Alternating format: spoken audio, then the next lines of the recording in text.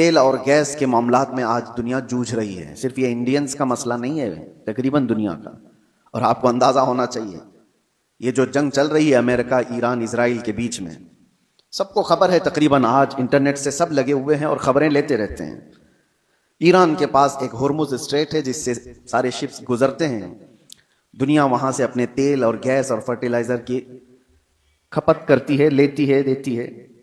لیکن حیرت کی بات یہ ہے پوری دنیا وہاں سے جو ٹریڈ کرتی ہے وہ صرف 25% ہے، 75% نہیں. 25% وہاں سے تیل دنیا کا آتا ہے. مجھے حیرت اس بات کی ہوتی ہے کہ ایران نے صرف 25% پہ روک لگائی تو ابھی دنیا اس کی حالت یہ ہے. صرف ابھی 20-25% کو روکا گیا ہے، سپلائی چین رک گئی ہے، تو ابھی سے لوگ پینک ہونا شروع ہو چکے ہیں. یہ تو ابھی آپ کو اندازہ نہیں، چند دنوں کے بعد جو حالات آنے والے ہیں اللہ ہی خیر کرے. شاید ہم لوگ لاک ڈاؤن سے بھی بری حالت کی طرف جا سکتے ہیں، اللہ بچائے. یہ تو صرف 25% پر اگر کسی نے روک لگائی ہے تو دنیا پینک ہو رہی ہے. میرے عزیزوں، وہ وقت آئے گا، میرے آقا صلی اللہ تعالی علیہ وسلم نے جو قیامت کے قریب ہونے والی نشانیاں بیان فرمائی، اس میں سے بڑی نشانیوں میں ایک نشانی یہ بھی ہے کہ قتل اور خون ریزی بہت بڑھ جائے گی. اتنی زیادہ کہ ایک باپ کی اگر 100 اولاد ہیں تو 99 مر جائیں گے اور ایک بچے گا. قتل اور حرج اتنا بڑھ جائے گا. مال کی کثرت ہو جائے گی، یہ بھی حدیث پاک میں ہے جو قیامت کی نشانیاں ہیں اس میں.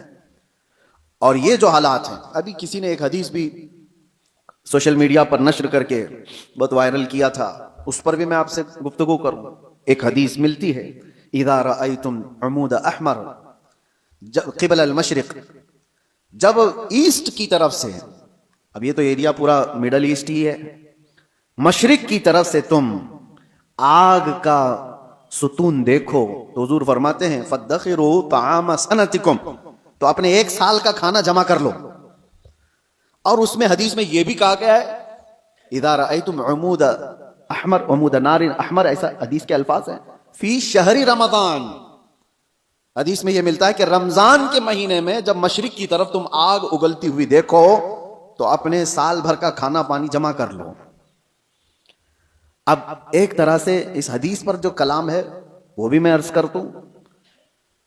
اکثر ائمہ اکرام نے اس حدیث کو ضعیف قرار دیا ہے، اور ضعیف احادیث بہت ساری اعمال میں مقبول ہوتی ہیں، لیکن جن ائمہ نے اس کو ذکر کیا، اب اس کی تشریح ہم یہ نہیں کہتے کہ جس آگ کا اور جس ستون کا ذکر آیا ہے وہ یہی جنگ کے متعلق ہے اور یہی ایران سے نکلنے والی آگ کا ہے، یہ ہم یقین کے ساتھ نہیں کہتے. لیکن الفاظ یہ ملتے ہیں کہ مشرق کی سمت سے اگر تم آگ کا مینار دیکھو، یہ میزائل جب اڑتے ہیں تو یہ آگ کا مینار ہی بن جاتے ہیں، آگ کا ستون بن جاتے ہیں.